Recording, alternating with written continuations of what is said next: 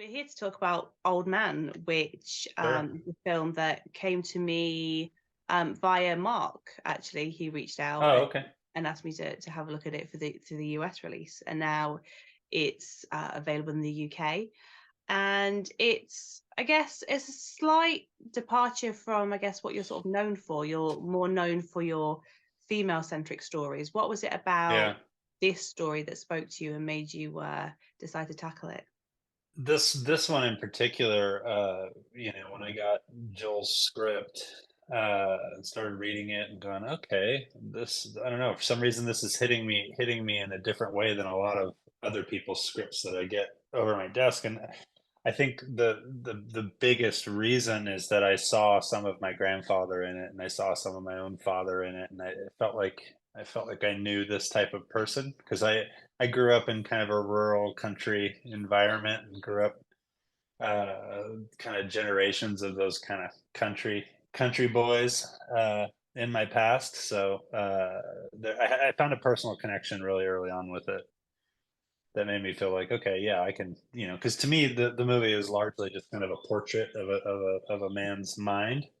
Um, and I was, my wife is a portrait artist, so I've been really interested in film as a type of portraiture, and all those things kind of started kind of attaching themselves to it. And I was also at the around the time I read it, I had become kind of really enamored with the paintings of Andrew Wyeth, who was this painter, Brandywine painter that worked up in New England area.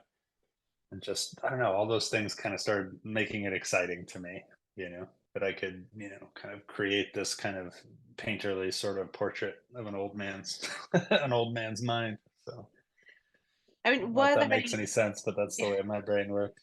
Sorry. And were there any differences in telling sort of a more masculine story? Did you find yourself approaching it in a different way? Uh, I was a little nervous about it going in, because I've worked, the central focus of everything that I've made has been women up to that point largely. So I was out of my comfort zone, which is exciting and also kind of nerve-wracking, and then there was also the X factor of bringing in a star, someone like Stephen Lang. Mark I had known for years. We were really close, so there wasn't any potential issues there, but just excitement to work together finally as a actor and director. But the X factor really was Stephen Lang. Was I going to get along with this guy? Was he going to kind of overpower me with all of his experience and any sort of potential ego or anything like that? And it just wasn't the case. There's a reason that Stephen Lang has like 80 credits on his IMDb page. It's because he's a really good collaborator. He's really fun to work with, and people want to work with him over and over again because he still cares. There's so many actors in the business, largely in my experience, people that started out as children that are kind of jaded by the time they're in their 30s or 40s. And Slang had been doing it for as long as I'd been alive and still had that fire in his belly. So it just made it like just such a pleasure, and once I got to work with those two guys, and after the first day or so, I was like, oh man, I had nothing to be afraid of. This is going to be amazing. And we just had such a great time. Such a great time. Very, very skilled actors too. It was a case where they knew the material so well that we could block out a 10 or 15 minute long section of the movie and just do all that in one run. Typically you're shooting, a few lines here and there and kind of, but with this, I could leave the camera running for like 12, 13, 14, 15 minutes sometimes and just have them rolling through and finding their own rhythm and everything. It was really special. So, Yeah, I always find long takes fascinating. I think that is something that there's a few directors yeah. and actors that they're moving into that territory, almost making it live theatre, for want of a better Yeah. term. I mean, I guess you must sort of find yourself, getting completely drawn in, and then be like, oh, hang on a minute, we should probably stop here. Yeah. So yeah, I mean that's the way we'd approach it. And typically, I always storyboard my movies within an inch of their life before I start shooting. But in the case of this movie, my photographer and I kind of realized early on in preparation that that wasn't really the best approach for this kind of material. Well, the smarter approach was to get in there in the morning, take, 2 or 3 times as much time as you normally would to block everything out and really, really, make sure that, not limit the actors, where the actors had to be on the set because of where I had kind of pre-established where the camera would be. Instead, we would let the actors work the set and get it to where it felt right to all of us, and then we would decide, okay, where's the best place to put the camera to honor what they're doing performance-wise. Um, so it really freed me up in a lot of ways, not going in with like a rigid plan in the morning. I'd have notions of what I wanted to do visually and just kind of a general kind of feeling that I wanted it to have visually, but really, really left myself open to, the discoveries we were all making together when we were blocking it out. So, and when you have fine actors that know how to use props and know how to work a set and know what plays and what doesn't, it gets really, really fun, that discovery process on the day. So What I love about Stephen Lang is that he just doesn't seem to have any ego. He's in, well, the highest grossing movie of all time. yeah, He could continue to only make films that he thinks are going to make, billions of dollars, but he does really seem to embrace, like you were saying, the collaboration. And I've lost track of how many sort of indie productions that he's done. yeah. So it must be He so likes to nice. work. Yeah, Yeah, he yeah, likes the work, and he likes to be on set, and he's a really good collaborator. And what was exciting about this to me is that it's really a showcase for him. I mean, 85% of the dialogue is his in the movie, and Mark's performance is fantastic. And I don't think the movie works if Mark isn't up to the game with slang. But Mark's performance is more of a reactive performance, like where it's all about the way he's reacting to all the stuff coming at him from the yeah, old man. So it was two very different type of performances to direct. Mark's was much more interior, and Slang's was much more kind of exterior. yeah. And Mark's one of those actors that I've seen in a lot of things, but he tends to Yeah, be more of a supporting player. yeah, He's in the audition scene in Starry Eyes, and yeah. you put him in your Tales of Halloween segment, and it was just so refreshing to finally sort of see him like front and center, and then to suddenly be acting against someone like Stephen Lang. I think the film, as much as it is about Stephen, it also highlights, this sort of like hidden gem that has been slowly working for the last few years. So I'm guessing as friends, it must feel quite nice to know that you've given him this platform to go, look, I'm more than sort of a day player. I can hold my own against this dude. Yeah, exactly. And I met Mark on a film I helped produce called The Lost, which is the Jack Ketchum adaptation. Mark played the lead in that, and I was like, wow, this guy's really, really powerful. And then, the years in between The Lost and Old Man, like you said, he's playing more of those supporting parts and stuff. And honestly, Stephen Lang mostly plays supporting parts, especially in the bigger stuff that he does. Uh, so to take these guys that are kind of more known for like kind of character supporting parts and giving them the opportunity to kind of showcase their skill it was an honor to get to do that. Mark, there is nobody that would have played that part the way Mark played it. He goes so deep inside himself when he plays the character that, like, I mean, we were, my editor and I would sit there and we'd watch the dailies and we'd watch like 3 or 4 takes of Mark, and it's like he was so dialed in to his character. It's like, honestly, you could use any of the takes. It made it hard to make a decision. It's like, well, we could use this, and it got down to very, very specific little nuances that made certain takes make the cut over others. But yeah, I mean, I almost wish people could see the dailies to see how immersed these guys were in what they were doing. It was amazing. Like you can see a thought process going on in their brains. It's not just somebody just reciting lines that they've memorized. Yeah. And I don't know if you're aware of this, but one of your former actors had a hand in Stephen signing up for the film. One of my former actors had a hand in it. Yeah, so I was talking to Cal Gallner at the beginning of the year, and Yeah. apparently Steven slid into his DMs and was like, we worked together. I know you've worked with this lucky guy. What's he like? And Kyle gave you the seal of approval. So I think, Oh, that's nice to hear. Kyle's a wonderful actor himself. Worked with him when he was very young. That's really nice to hear. I'll have to give him a high five for that. And on my end, I obviously did a little research on people that had worked with Stephen Lang before as well. And two of the biggest proponents were Joe Bigos and Josh Ethier, that did VFW with him, and they were just like, "Man, if you can work with Slang, you have to work with Slang. He's the best." So everybody was vetting everybody, I guess. but it's all worked out. And Yeah. I think since the pandemic and lockdown and things, we've seen a lot of these films that are single location, only a couple of characters. But I think it's always tricky to find a project where it works. And I feel that Old Man is one that takes that idea and gets something from it. The isolation, like, sort of breathes into it. Do you think that this is a project that you would have taken up before? Like, would it have been the same pre-pandemic, or do you think that the pandemic I'm had played a part in it? yeah, I mean, I think that, at the very least, subconsciously, that was underneath the surface for everybody working on the movie. I mean, this was at the height of the pandemic. This was right around the time the presidency was switching hands from Trump to Biden here. I think on the first day of shooting, the Capitol riot happened, actually. Um, and there was no vaccine, there was no treatments for COVID. I mean, it was scary for everybody to leave their house and make a movie at that time. Um, but in terms of the single location thing, I'm not sure I would have made this movie if it wasn't for the pandemic. I'd been kind of floating around it about a year before the pandemic started, year and a half.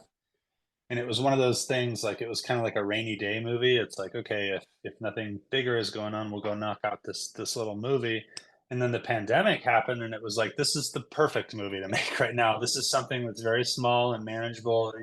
The crew, I think, never exceeded 30 people, even on the biggest days.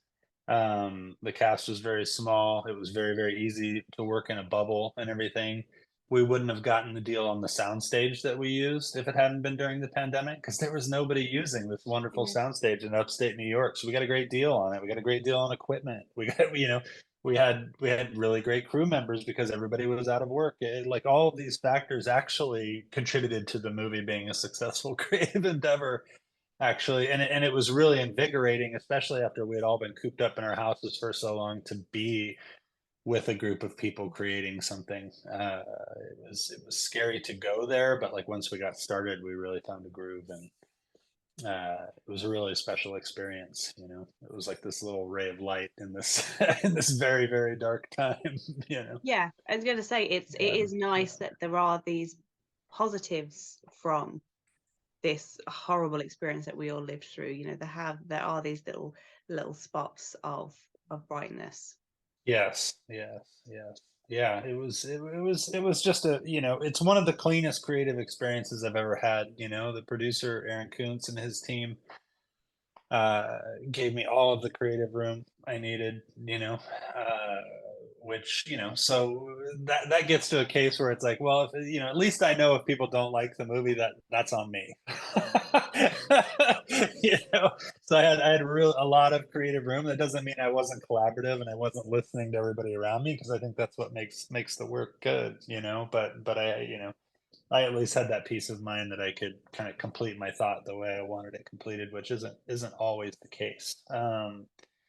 So, I was super proud of the movie when we finished it, and then it came out in the States, and it kind of just went by like a little blip, and I was like, okay, that's just the way it goes sometimes, But it's definitely one of my favorite things I've been able to do so far in my career. Yeah, It was just a good, clean experience. So. yeah.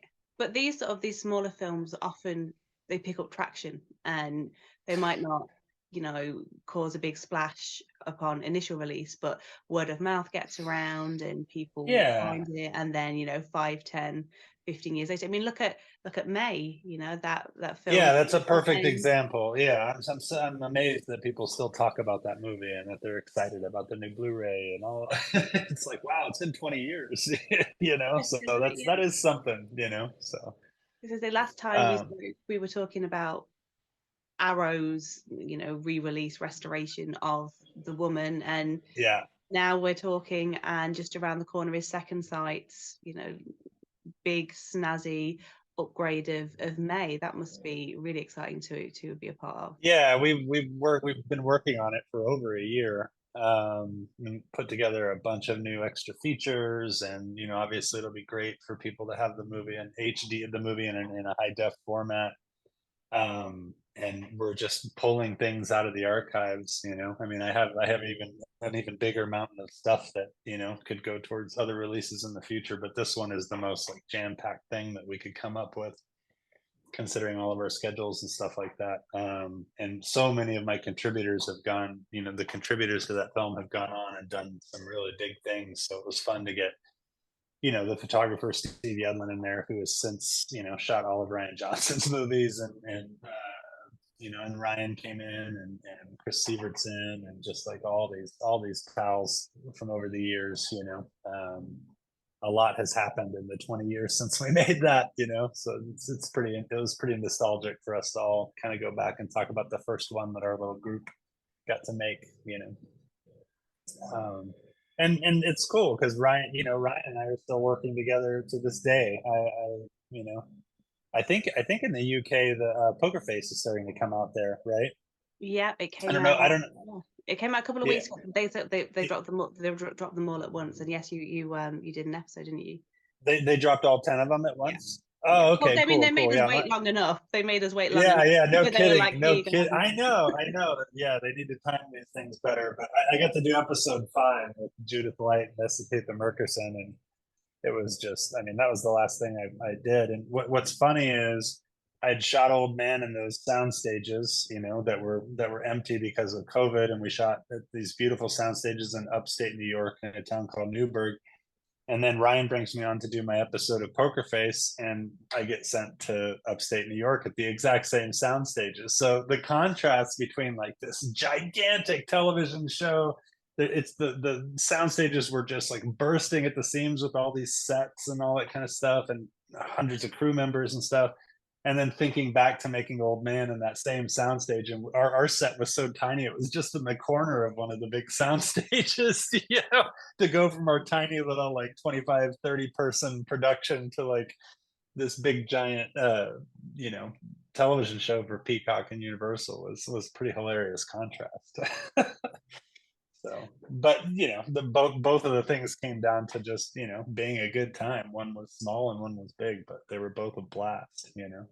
And I got to kind of continue, with working with Stephen Lang. I'm working with an actor that was about 70 years old, and then the episode I end up with in Poker Face is about two ladies in their 70s. So I'm working with the older generation of actors lately. I guess that's just this phase I'm in.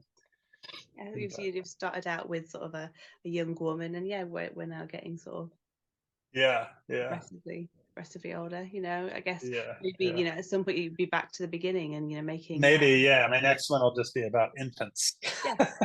yeah, kids. Right. But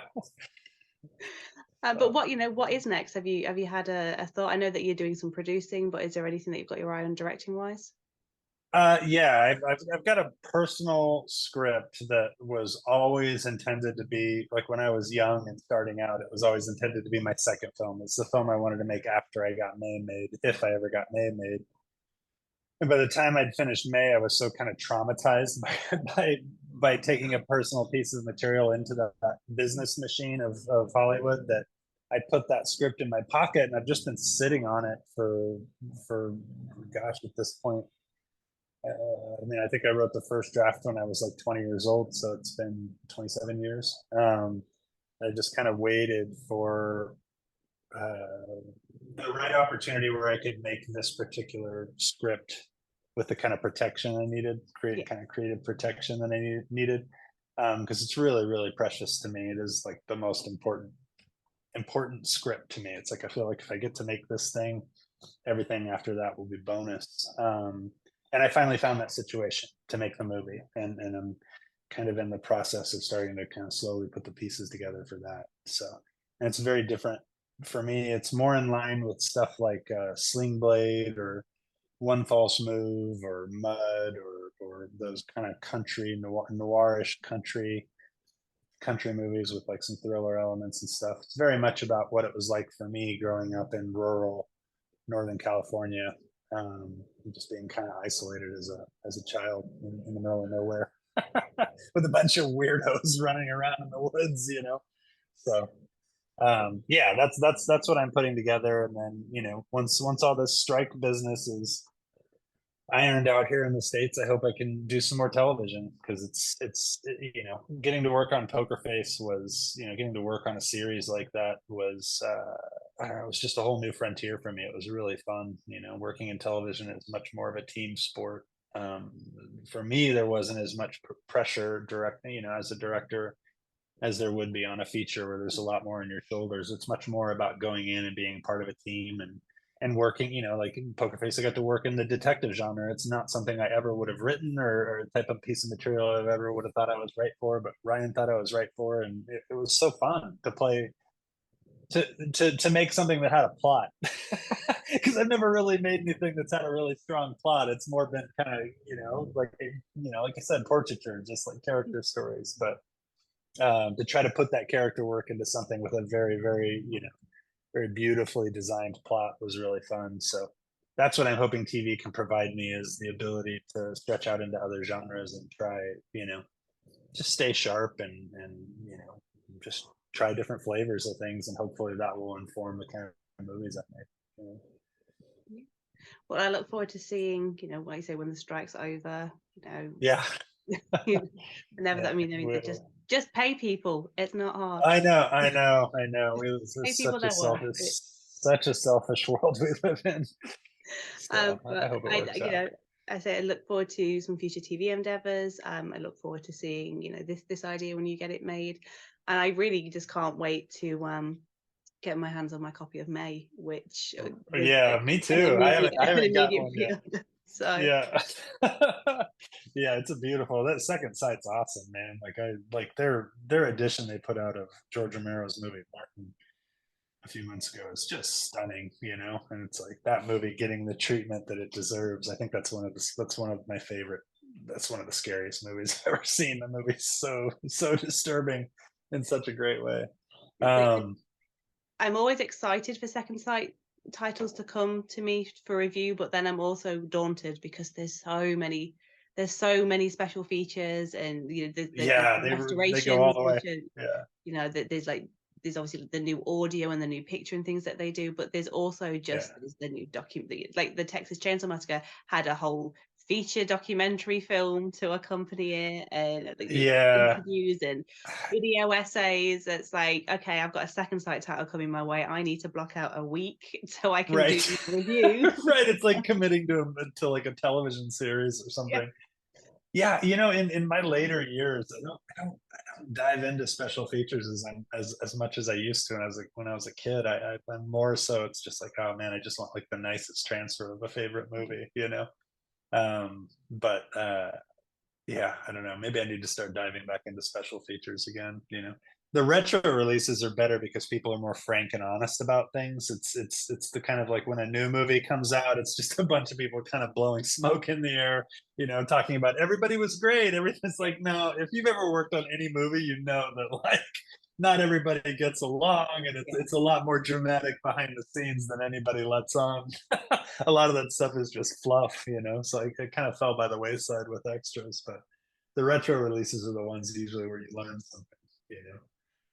Yeah, So I think a couple of like the big long like 5-hour ones for like the Friday the 13th series, and the Nightmare on Elm Street series, yeah, some of those guys just aren't holding back. It's kind of yeah, like yeah, they've yeah, kept their tongue like bitten for like the last 30 years, and then they're like, right, okay, so this thing happened and this thing happened, and I wasn't yeah. happy that I was asked to do this, and it is quite interesting to see these. Yeah. I'm more into the soap opera, the soap opera extras. the ones on the Alien box set for all the Alien movies are just they're brutal. They're brutally frank. Everybody that worked on those movies and all the trials and tribulations they went through. Those are some of my favorites. Yeah. Well, I mean, Yeah. James Cameron is a hard taskmaster. Yeah, yeah, yeah, yeah, yeah, yeah. The Making of Aliens book makes that very, very clear, but it's so engaging, it's so fun. I love it. Yeah. I did my dissertation on the Alien series, so I have watched Oh wow, every single special feature on that quadrilogy. I have yeah. watched. Oh, they're fantastic. Yeah, I mean, I have them all on Blu-ray now at this point. Some of them on 4K, but that old DVD set with all those extras, I just holding on to that because it's just it's so fun. I love it. And What are your favorites that aren't Alien and Aliens my of the favorite Alien films. movie Oh no, Alien movies? I I quite like Alien 3. I think it gets a lot of Yeah, I think it gets a lot of bad rep, but I think Alien Resurrection's fun. yeah, It was obviously Josh Whedon's like prototype Firefly sort of yeah, yeah, crew. Um and the fact that Sigourney Weaver like sunk that basketball like yeah. Right. in like one Yeah, take or whatever ridiculous thing. She just went poof and did it was yeah, just yeah, insane. But yeah, I think Alien 3, because I watched all three. I watched the first three films when I was far too young, and I did we Alien. all did. Yeah, I did Alien the first night, and my mum was just sat there looking really smug, and I was like, what? Because she knew what was going to happen, Yeah, and I didn't. And yeah, then Aliens, I just fell in love with, and I was like, yeah, sign me up to the Colonial Marines. I'll go and yeah, fight. yeah, yeah. That was my gateway. That was the first one I saw was Aliens when I was little. And then the third night, I had my heart broken with Alien 3 and watching Yeah, Ripley sacrifice herself to yeah, to yeah, stop the alien yeah, getting out. And I was yeah. too young. I was too young to see Resurrection when that released. I just remember being really angry that my mum could see it. So she got me the novelization so I could sort of read what happened before. Oh, cool, cool, cool. Um, Those are the days. yeah, the Yeah. Alien versus Predator films. I'm not. I don't even count. I don't count No. those. Well, no. For me, it's like Alien, 1 through 4, and then Yeah. Prometheus and Alien Covenant. And my wife and I, we just love all those movies. Like each one has such a different flavor. Yeah. It comes at it from a different angle. And I don't know. We're big Prometheus fans, and I think Alien Covenant has a lot of cool stuff in it. Like Resurrection, I love what Jean Pierre Jeunet was doing at that time. Just on like a craftsmanship level. It's so beautiful to look at, and Yeah. I love Brad Dourif's delivery of the beautiful, beautiful butterfly line. yeah, Um, yeah, to the yeah. point of it may have become part of our reading of The Hungry Caterpillar. At the Right. end, the caterpillar becomes a beautiful butterfly, but I can't. It's always a beautiful, beautiful butterfly. So at some point, when she gets older, she's going to see it and be like, "What? You got this and that?" I Um, can't wait to hear your podcast of going through all the Alien films with your 4-year-old. yeah. I mean, I was 7, but like my husband's like, we can't put her in front of these films yet, and it's like, but No, no, no. it's weird though because I was I'm I was already watching them yeah, I me too. watching Yeah, all sorts of stuff. I think when it was the 80s, my mum was a single young parent. She didn't. I'd wake up and she'd be like, "Yeah, you can watch some of this until you get right. sick and then just go away." So I saw Right. all sorts far too young, but the Oh, thought me of too.